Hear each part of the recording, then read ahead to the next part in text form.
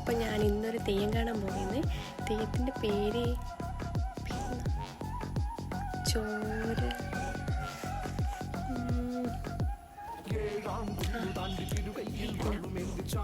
ചോരക്കട്ട, രക്തക്കട്ട, എന്നതിൻ്റെ പേര്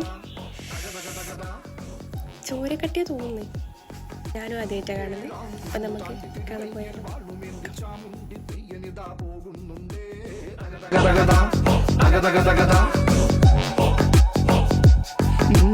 ചാവേറിൽ നീരാടിയ പടവെട്ടിൽ പതിയുറഞ്ഞ പാണൻ കഥ തീരാതി വിടകലുന്നുണ്ടേ.